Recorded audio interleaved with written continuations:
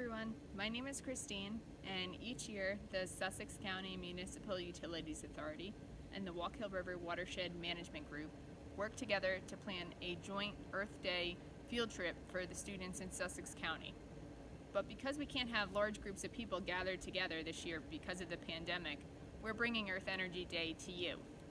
Now, our event always focuses on 4 different themes.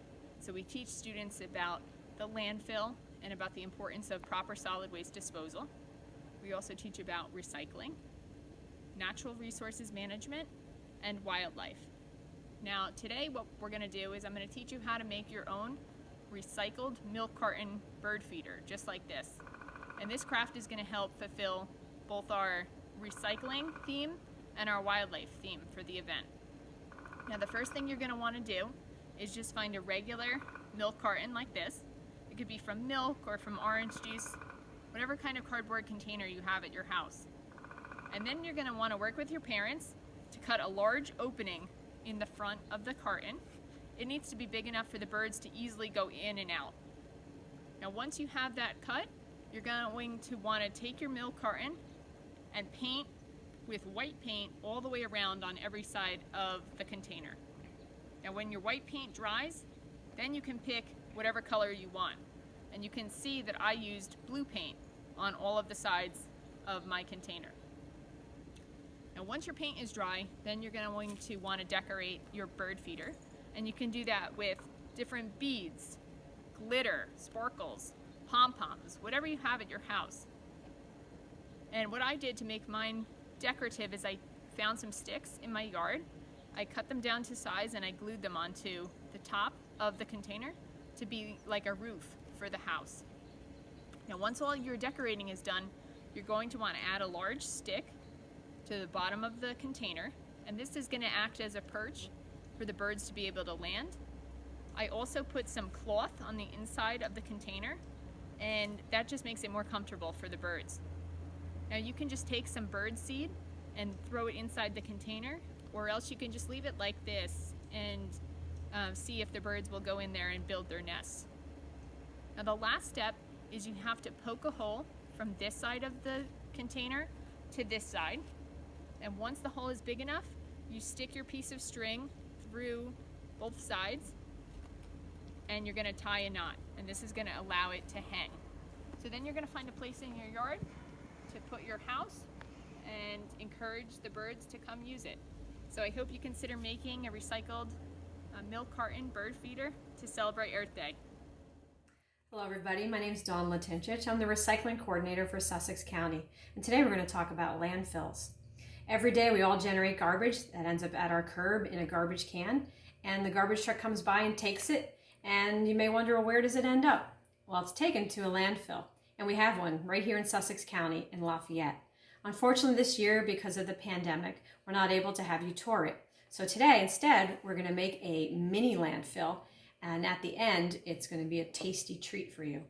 So to make your mini landfill, you're going to need an empty glass, some cereal. I have Honey Nut Cheerios, some crushed cookies, some broken graham crackers, some licorice, some raisins, M&Ms, or you can use Skittles, some ice cream, some fruit roll-up that I cut into a circle, and some whipped cream. So when I say landfill, you may picture a hole in the ground where the garbage truck pulls up and dumps out the waste. But it's much more complicated than that. There's lots of layers to a landfill, and they're there to protect the environment, to protect the land around the landfill and the water around the landfill. So when we start a landfill, and this is going to be our mini one, they actually start with a soil layer, and we're going to use our cereal as the soil layer. On top of that, there is a clay layer. And the clay is there to prevent any liquids that may be coming out of the garbage as it decomposes from spreading out of the landfill. On top of the clay layer, they actually put a plastic liner, and we're going to use a fruit roll-up. And the plastic liner, again, is to try to hold any of those liquids that might be coming out of the garbage from seeping out of the landfill. On top of our plastic liner, there's a sand layer. And we're going to use our graham crackers to be the sand. So already we have 4 different layers and still no garbage. So you can see how carefully the landfill is being built. On top of the sand layer, they actually lay some pipes. And we're going to use our licorice as the pipes. And the pipes are there to collect, again, that liquid. It's called leachate that might be coming out of the garbage. So they can take that contaminated water out of the landfill and treat it for proper disposal. On top of our pipes, we're going to add some pebbles, and it's going to be raisins. And again, that's to help with the liquids that may be coming out of the garbage. So now we are finally ready to add our garbage. Then we're going to use our M&Ms with the multiple colors to represent our garbage, because there's probably lots of different colors in the garbage that you get rid of every day. Now we kept talking about that liquid, so as this garbage decomposes, we're going to take our melted ice cream, and that's going to be the liquid that we're talking about. That is happening when the garbage is decomposing. And if we built our landfill right, as that seeps down, all of these different layers are going to protect it from actually coming out of the landfill. So each day, at the end of the day, the landfill adds another layer of soil on top of the garbage to make sure animals and insects and the weather don't get into our garbage. And then the next day, they start again and they put more garbage in until it's full. And at that point, they put a cap on it to make sure, again, that no animals or insects or weather can get into the garbage. For our cap, we're going to use whipped cream.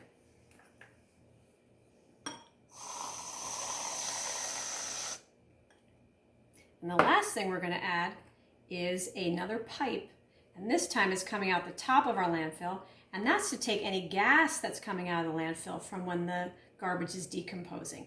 And we're able to take that gas and burn it for energy. So it's not just a hole in the ground, it's definitely a very planned out, careful bunch of layers that make sure that while the garbage is being disposed, it is not getting out and hurting the environment around the landfill. So I hope you enjoy your tasty treat, and we hope to see you next year. Hi everyone, my name is Alora and I'm the AmeriCorps New Jersey Watershed Ambassador for the Walk Hill River Watershed. Today I'm going to be talking to everybody on how to make bug hotels. So to make a bug hotel, you have to take an empty container from your kitchen, such as an empty milk carton or empty water jug. And what you do is you're going to cut an opening in the carton, and then you're going to layer different kinds of substrate on the inside.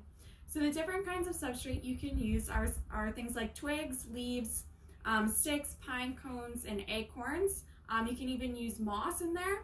And so what you're going to do is you're going to go out into the yard and you're going to collect these different things, and then you can bring them either to a table or inside, and then you'll start making your bug house.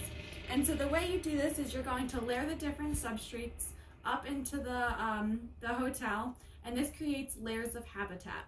And so you want to create a lot of nooks and crannies inside of there so that the bugs have lots of different places to hide and to live. You just want to stay away from using things like straws and tube-like structures, because that's going to appeal to tube-dwelling bees.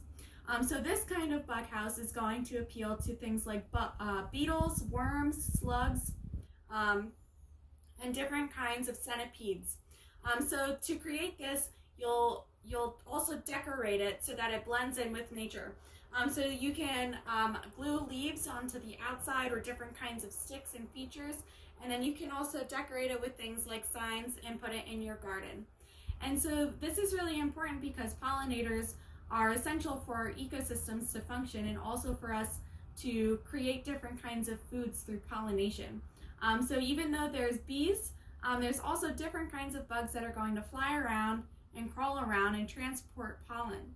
Unfortunately, a lot of these organisms are facing habitat destruction, and so it's important for us to create little spaces for them, even in our own backyards, to help protect them.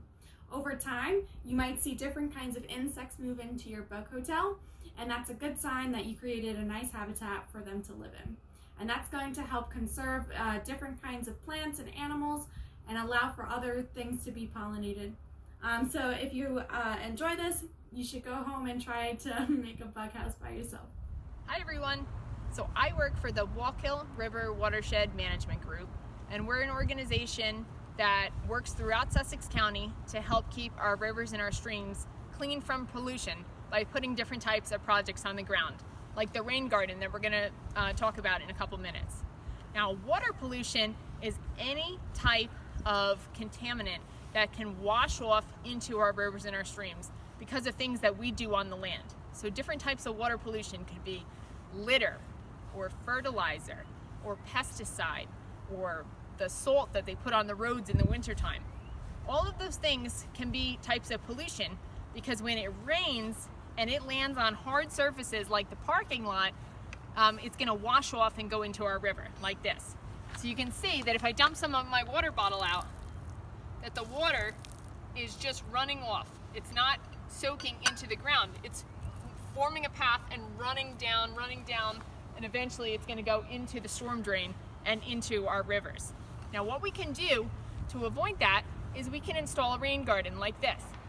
So if we come over here, you can see that a rain garden is just a bowl-shaped garden. So imagine like your cereal bowl. It's kind of rounded, and it's designed to temporarily store water. So the water would wash off of the parking lot and it would be directed into the basin of our rain garden, and it would form right into this bowl. Now what the rain garden is designed to do is allow water to slowly soak into the soil and all the way down into the ground instead of running off. So what I did to show you what a rain garden is like is I took some water from the sink and I mixed it with some soil to make it just look dirty and contaminated. So this represents polluted water. And then what I did is I made this little model to show you how a rain garden works. So this is layered with soil and sand and some plants on top. And that's exactly what we did when we were building this rain garden. Now if I pour this dirty water through, it's getting filtered through all the different layers in our rain garden before it slowly soaks in all the way down through. And that's what you can see, it's dripping. So imagine if this was the rain garden, it would be dripping directly into the ground. Now that's going to help keep our rivers and our streams clean from pollution, which is really important and something that's really important to think about as we celebrate Earth Day. So happy Earth Day, everyone, and I hope you do your part to help keep our rivers and our streams clean from pollution.